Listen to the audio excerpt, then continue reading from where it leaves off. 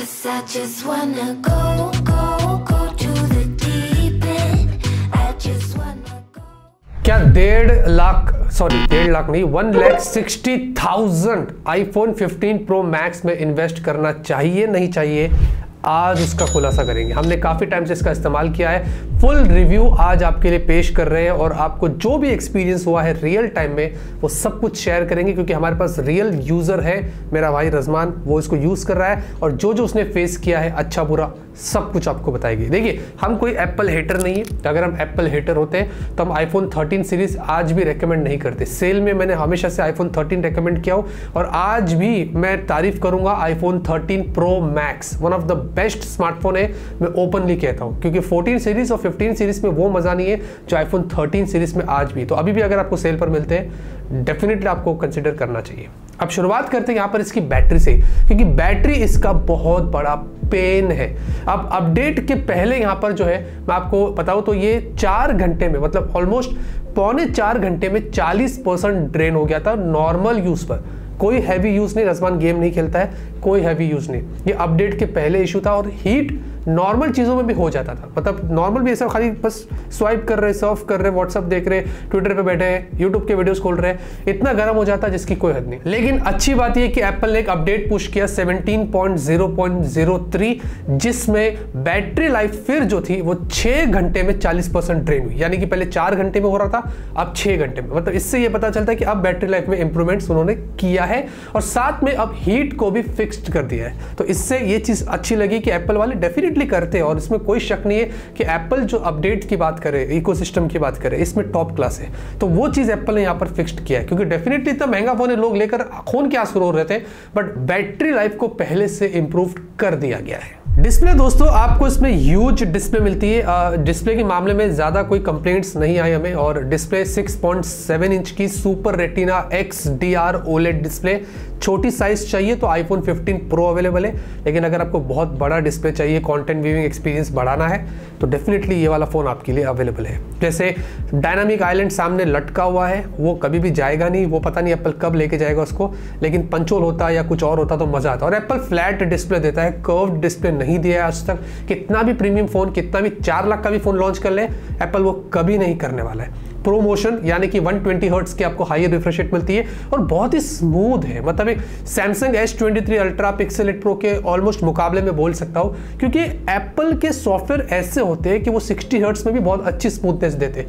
यहाँ पर 120 हर्ट्ज है तो वो बहुत अच्छे से काम करता है और साथ ही साथ आपको डिस्प्ले पर अच्छी प्रोटेक्शन दी गई है। कितना भी गिरे पड़े, देखिए वो तो बोलने की बात है, लेकिन हाँ एटलीस्ट कुछ हद तक स्क्रैचेस से ये इसको बचाएगा।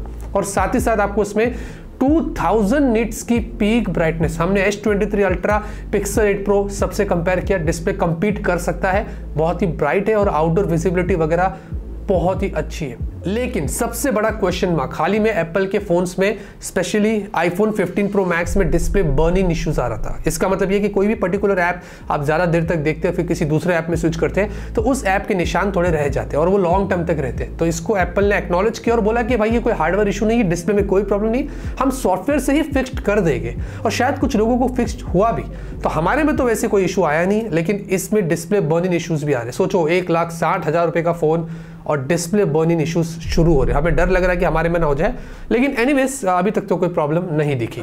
सॉफ्टवेयर की पार्ट में दोस्तों काफ़ी अच्छी चीज़ें यहाँ पर हुई है। पहले तो ये phone iPhone 15 pro max, imagine मैं आपको डंकी की चोट पर बोलता हूँ कि सैमसंग S22 अल्ट्रा जो मैं यूज़ कर रहा हूँ और S23 अल्ट्रा जो मेरी वाइफ यूज़ करती है, एक बार भी हमने हैंग लैग का इशू, मैं 1.5 साल से यूज़ कर रहा हूँ, मैं क्यों बड़ी बात करूँगा, मैंने नहीं देखा, होता ही नहीं है। आईफोन 15 प्रो मैक्स मेरा भाई यूज़ कर रहा था, मुझे एक बार उसने लिटरली दिखाया, मैं गलती हो गई कि मैंने वीडियो कैप्चर नहीं किया, उसका फ़ोन कॉल आया, उस पर हैंग हो गया। और नॉर्मली भी वो बोलता है कि जब मैं ज़्यादा यूज़ करता हूँ तो वो हैंग हो जाता है। जी हाँ, आपने बिल्कुल सही सुना, बट थैंकफुली iOS 17.0.03 जो अपडेट आया वो उसने सारे ऐप्स का जो हैंग का इशू था, वो लैग का इशू था, वो फिक्स्ड कर दिया। अब बात यहाँ पर ये कि इतना महंगा फ़ोन इतनी बड़ी बातें करके आप लोग लॉन्च करते हैं और हैंग लैग आप देते हो, ये कैसे हो सकता है? तो ये चीज़ ऐसा है कि बहुत रश करते हैं ये लोग, प्रॉपर बैकएंड में टेस्टिंग नहीं की करते हैं। तो ये सब चीज़ नहीं होनी चाहिए, बट फिक्स्ड हो जाता है वो अपनी बात अलग है, लेकिन लोगों का एक्सपीरियंस तो खराब होता है। और साथ में दोस्तों लॉन्गर अपडेट्स का एप्पल बताता नहीं कि वो कितने साल तक देगा, लेकिन डेफिनेटली 7-8 साल तक आपको पुराने आईफोन्स में एप्पल अपडेट्स प्रोवाइड करता है। उसके अलावा बाकी सॉफ्टवेयर एक्सपीरियंस अच्छा है, कोई प्रॉब्लम नहीं है। और हाँ, ये आपको अलर्ट स्लाइडर जो इस बार एक्शन बटन में चेंज हो गया है, सेटिंग्स में एक्शन बटन का ऑप्शन दिया है, जिसमें ज़्यादा कुछ नहीं है, आपको silent, ringer, camera, flash light, memo, ये सब में चेंज करने का मौका मिलता है। प्रेस एंड होल्ड करके आप इनमें नेविगेट कर सकते हैं, लेकिन बात ये है कि एक टाइम पे 2 चलता है, सबके सब आप यहाँ पर चेंज नहीं कर सकते, ये चीज़ आपको समझनी। अब परफॉर्मेंस भी दोस्तों इसमें बहुत अच्छा है। शुरू में तो इतना हीट हो रहा था जिसकी कोई हद नहीं, लेकिन अब हीट को फिक्स्ड किया।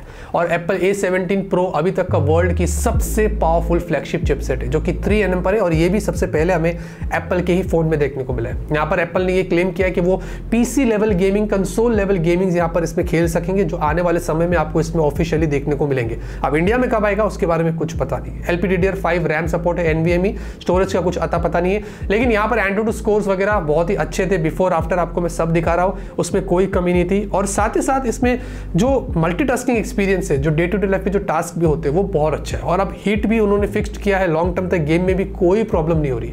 तो अगर ऐसा है और ये लॉन्ग टर्म तक ऐसे ही रहता है, तो मेरे हिसाब से इसको कोई टक्कर नहीं दे सकेगा अगर परफॉर्मेंस की यहाँ पर बात आती है। कैमरे के लिए दोस्तों आपको 48 मेगापिक्सल कैमरा है, जिसमें उन्होंने सिर्फ सेंसर में थोड़े बहुत इंप्रूवमेंट्स करी है। 12 मेगापिक्सल का अल्ट्रावाइड, 12 मेगापिक्सल टेलीफोटो, जिसमें अभी उन्होंने 5x टेलीफोटो वाला ऑप्शन दिया है। 4K 60 FPS max video shoot कर सकते हैं। 12 मेगापिक्सल सेल्फी, 4K 60 FPS यहाँ पर भी है। सिनेमैटिक मोड, ये वो बहुत सारे फीचर्स मिलते हैं। अब कैमरे के अंदर ज्यादा इंप्रूवमेंट्स नहीं हुए, कोई भी अपडेट आया, लेकिन कैमरे में ज्यादा मैंने फिक्सेस नहीं देखे। फोटोज वगैरह आपको दिखा रहा हूँ, वो सब कुछ वैसे ही है जो अच्छी क्वालिटी के पिक्चर आपको मिलते हैं। लेकिन जज करने के लिए डेफिनेटली आपको S23 अल्ट्रा और Google Pixel 8 Pro से कंपेयर करना ही पड़ेगा, इसलिए हमने कर दिया। यहां पर कार्ड देता हूं, डिस्क्रिप्शन कमेंट में उसकी लिंक भी छोड़ दूंगा, तो आपको पता चलेगा कि इसका कैमरा कितना अच्छा है, क्योंकि कंपैरिजन होगा तो ही पता चलेगा। वो वीडियो को देखिए। कैमरे के मामले में अगर आपको कुछ भी जानना है इस फोन के बारे में, उस वाले वीडियो में सब कुछ क्लियर कर चुका हूं। डिजाइन और बिल्ड की भी बात करें तो हमारे पास ये व्हाइट कलर का है। ये आपको पीछे मस्त एकदम ग्लास और मैट फिनिश के साथ आता है। आपको टाइटेनियम फ्रेम इस बार दिया, लेकिन इतने उंगलियों के निशान पड़ते हैं जिसकी कोई हद नहीं है।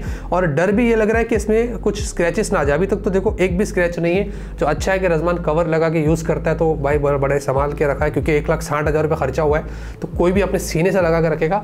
और साथ में आपको उसका जो वेट थिकनेस है वो भी हैवियर साइड पर, 8.2 mm की थिकनेस, वो ठीक है, लेकिन जो वेट है वो 221 ग्राम्स का है, क्योंकि बहुत हैवी मटेरियल और प्रीमियम मटेरियल यहाँ पर इस्तेमाल किया गया है। और साथ में IP68 रेटिंग से पानी में लेके जाके यूज़ करिए, कोई प्रॉब्लम नहीं है। और नीचे टाइप सी पोर्ट हंसी आती है कि एप्पल ने इसको सबसे बड़ा फीचर बताया, अरे टाइप सी पोर्ट, लोगों ने इतना हाइप मचाया।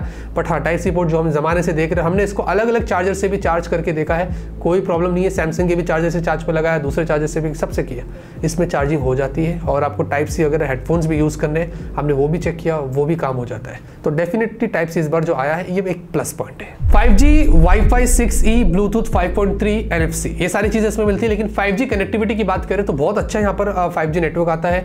5G सिम कार्ड लगाकर हमने देखा, कॉलिंग किया, इसमें जो डाउनलोड डेटा स्पीड वगैरह सब कुछ बढ़िया है। तो 5G के लिए कोई प्रॉब्लम नहीं था। नेटवर्क क्वालिटी ये डिपेंड भी करता है कि आप कौन से सर्विस प्रोवाइडर का सिम कार्ड यूज़ करते हैं, लेकिन हमने जो भी किया अभी तक 5G एक्सपीरियंस, कॉलिंग एक्सपीरियंस अच्छा निकल कर रहा है। अब जाते जाते इसका जो भी एक्सपीरियंस था हमने आपसे शेयर कर लिया। बस मैं एक ही चीज़ कहूँगा, बहुत ज़्यादा महंगा स्मार्टफोन है। सैमसंग का भी रिकॉर्ड इसने तोड़ दिया है, लेकिन सैमसंग के फ़ोन्स में वैल्यू होता है। मैं इसको वैल्यू फॉर मनी नहीं बोल सकता हूँ, सैमसंग के फ़ोन्स में वैल्यू रहता है। मैं S22 अल्ट्रा यूज़ कर रहा हूँ, मेरी वाइफ S23 अल्ट्रा यूज़ कर रही है। इनमें डेफिनेटली आपको मज़ा आने वाला है। मैं ऑनेस्टली कहता हूँ, अगर एक बार जो आईफोन्स यूज़ करते हैं आप सैमसंग की फ्लैगशिप पर स्विच करके देखिए, फिर आप मुझे बोलेंगे, क्योंकि मैं एज अ टेकी मैं यूज़ कर रहा हूँ और मुझे पता है कि वाकई में कितना मज़ा आता है। अपडेट्स कॉन्स्टेंटली मिलते हैं, हैंग लैग नहीं होता, सुपर स्मूथ। और डिस्प्ले एक्सपीरियंस, कोई भी आप नेटफ्लिक्स, अमेजॉन कंटेंट देख लो यूट्यूब पर, मज़ा आ जाता है। और कैमरा अपने आप में बहुत पावरफुल है, और वो विनर भी निकल कर आया था हमारे उस कंपैरिजन वीडियो में, जाके जरूर देखना। एनीवेज, 256 GB स्टोरेज से स्टार्ट होता है, 1,60,000, बहुत महंगा है। वैल्यू नहीं है इसमें वैल्यू फॉर मनी मैं नहीं बोल सकता हूँ। चीज़ें बहुत अच्छी है, कमियाँ भी बहुत ज़्यादा है। एप्पल को इंडिया में मेड इन इंडिया जितना बोल रहा है, जितने झंडे गाड़ा है, वो हमने एक वीडियो में एक्सपोज भी किया था। ये सब कुछ बंद करके अगर चाहिए तो झूठ मत बोलो, बेचो महंगा, लेकिन झूठ बोल के मत बेचो।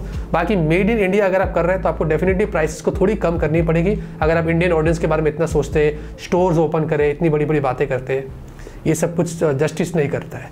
बाकी तो 256 GB स्टोरेज से स्टार्ट होता है, देना ही पड़ेगा क्योंकि 1,60,000 दे रहे हैं, और 1 TB तो उसका 2 लाख का है। मैं चला